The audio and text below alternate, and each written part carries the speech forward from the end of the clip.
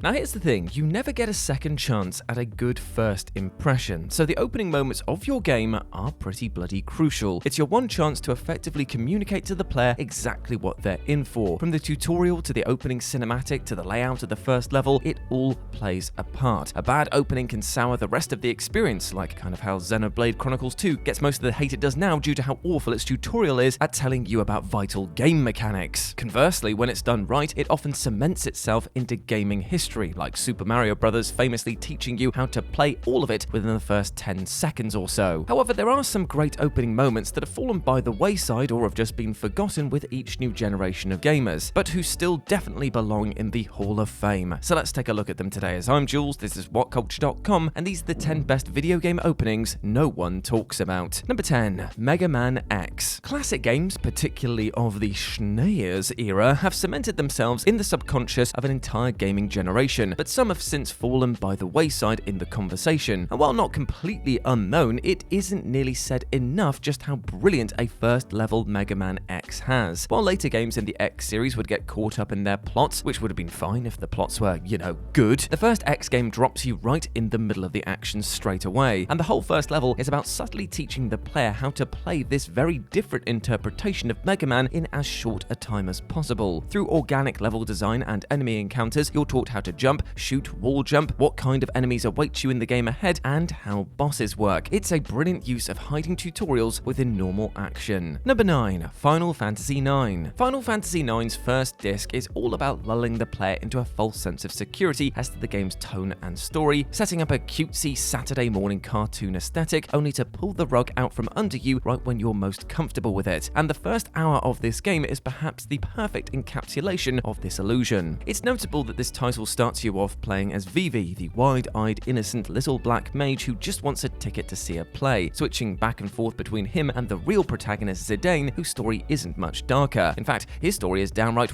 storybook, wanting to kidnap the princess for unknown reasons. The first hour of this game is so light-hearted that when you look back at it at the end, after all its twists, turns, existential dread, and political scheming, you will likely wonder if you were playing the same game you started with. Number 8. Crysis. When Crysis first hit the scene, it was the most advanced game on the market for years, with it taking almost a decade for any graphics hardware to be able to handle it at full power. The meme existed for a reason. Can it play Crysis was a legitimate question for the graphics card market for a hot minute there. So with that in mind, one would think that the opening sequence for such a powerhouse of a game would be something bombastic and explodey to really show off what the game has got under the hood, but instead, Crysis starts off impressive yet subdued, with your character moving silently through thick jungle underbrush, the full majesty of the game ahead being slowly drip-fed to you until it finally reveals itself completely. The tropical island that is this game's setting is shown bit by bit before the player character makes it to the edge of a cliff and beholds the island in all of its splendor, a serene sight from above hiding an intense fight for survival just beneath its trees. It was a bold show of restraint to introduce itself like this, but it made Crysis all the more memorable as a result. Number 7. Star Wars Knights of the Old Republic 2. The opening to the first Knights of the Old Republic is iconic to Star Wars fans, but the dark horse of Star Wars games, KOTOR 2, also has a pretty damn good opening. KOTOR 2 starts off with the Ebon Hawk, the ship from the first game, left adrift in space, with all of its original crew mysteriously gone. In its place is a strange old woman and your character, the Exile. You wake up on an abandoned mining colony with the old woman talking to you in your head, telling you that things have gone sideways and you need to start running. It's a wonderfully atmospheric opening level, as the game reintroduces you to the controls of KOTOR and all of the new bells and whistles that KOTOR 2 adds. It also establishes right away just what you'll be up against in the game ahead, as the main antagonist of this title immediately catches up to you and chases you throughout the facility. You get a new buddy, Atten Rand, make it to the Ebon Hawk, and set off for one of the most divisive journeys in the franchise, with an excellent opening level behind you making sure that you're ready for what's ahead. Number 6. Saints Row 2. Now, if we're being honest, the original Saints Row was just okay, but nothing really to set the world on fire. But when GTA 4 came out, abandoning the insane energy of the previous title to instead go all in on the heavy emotional story, Saints Row 2 decided to fill the void that was left behind, and what resulted was something truly insane. Saints Row 2 starts off making two things transparently clear to the player. It's been a long time since the first game, and in that time, the player character, from now on referred to as the boss, went out and got an actual personality. The opening to Saints Row 2 is a fun as hell prison escape that actually structures itself differently whether or not you've played before and want the tutorial tutorial or not. Either way, it ends with a thrilling boat chase followed by a quick establishment of the larger stakes. The Saints have been wiped out, a bunch of other gangs and the KOTOR Corporation have taken over to fill the void, and the boss is about to make all of them regret the life decisions that led them to that point. Number 5. Prey 2017. Now, one can only imagine what this game would have looked like if Arcane wasn't literally forced by Bethesda to make it a Prey game instead of the original property that they wanted it to be. But for what we got,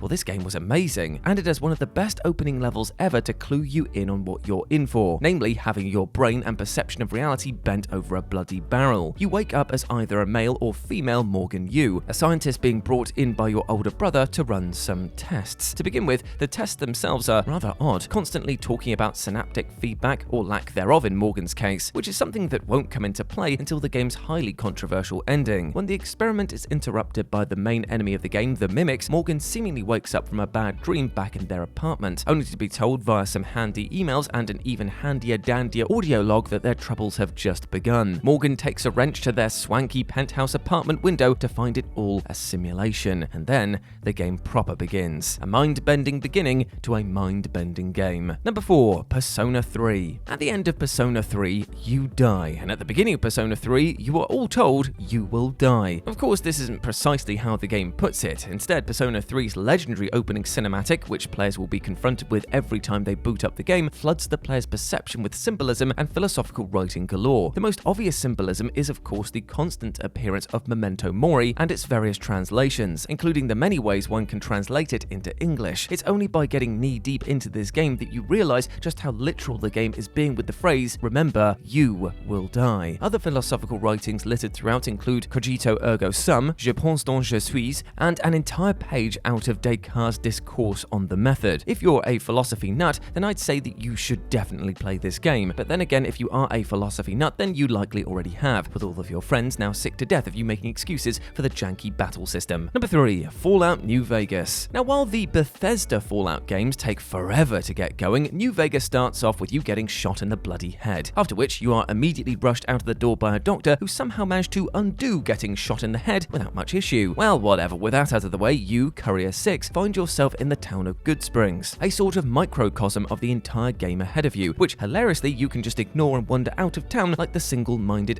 asshole that you are. Stick around, however, and you'll find an example of everything that makes this game great. Detailed world building, great onboarding to other side quests, and other quests that will snowball into way more complex affairs than they first appear. It is, in short, delicious. Number 2. Medal of Honor Frontline. Now, World War II shooters were a dime a dozen in the early to mid-2000s, with Call of Duty and Medal of Honor being the two at the forefront. And when EA released their then latest entry, Medal of Honor Frontline, they decided to open it with the mother of all World War II set pieces and near one-to-one recreation of D-Day. The player is cast as a soldier simply named Patterson, as he is about to storm the beaches of Normandy with the other allies, and you get to see the operation quickly descending into brutal chaos as soldiers are cut down like wheat beneath the scythe all around Patterson. While not on the same level as Saving Private Ryan, it still accurately portrays the battle as a grueling fight for every inch, as there isn't even music, just the sounds of bullets whizzing barely past Patterson's head. This is then followed by an equally chaotic, claustrophobic raid on the gunner's nest, as the guns and encampments within the nest make the bullet hell outside look like a bloody cakewalk. Frontline was the closest the Medal of Honor games got in their prime to portraying the sheer madness of the Second World War, and as an opening, it is one that lingered in your mind for many hours after. And number 1, Skies of Arcadia. Now, the way that Skies of Arcadia immediately sets its tone for the player is nothing short of breathtaking. Not only the top spot on this list, but one of the best opening levels in gaming history, Skies tells you what to expect from this game the second you boot it up. Within minutes of getting into the game, you, who take control of a swashbuckling adventurous pirate, storm a military vessel, kill the crew, snag their loot, rescue a pretty girl from a mustache-twirling villain, and fight a huge monster. And I ask you, dear viewer, what more could you possibly want? This is everything a one-piece game should be. Swashbuckling, light-hearted, action-packed, and fun as hell. If you're the kind of person who would fall in love with Skies of Arcadia, then this intro will get you hooked immediately and never let go. No other entry on this list would actually be right for the top spot, because at the end of the day, it's brilliant, and still, no one's talking about it. Well, you guys listening to this video can rectify that right now. Go play this game. And there we go, my friends. Those were the 10 best video game openings nobody talks about. I hope you enjoyed that, and please let me know what you thought about it down in the comment section below. As always, I've been Jules. You can go follow me over on Twitter at RetroJ, but the O is a 0, or you can swing by Instagram, where it's the same handle, RetroJ, but the O video is a 0. Hope to see you over there. But before I go, I just want to say one thing. Even though we talked about video game openings that nobody talks about, let's make sure the ending to this video is something you will definitely want to talk about, and that is to be kind to yourself and your neighbors. Treat yourself with that love and respect that you know you deserve, because you are a good person and you deserve all the best things in life. And take that positive energy and bring it outwards, making sure that you are kind to others as well, because at the end of the day, that is the only way we're going to make it through this crazy thing called life, and that is together. So big love to you and your neighbor. As always, I've been Jules. You have been awesome. Never forget that, and I'll speak to you soon. Bye.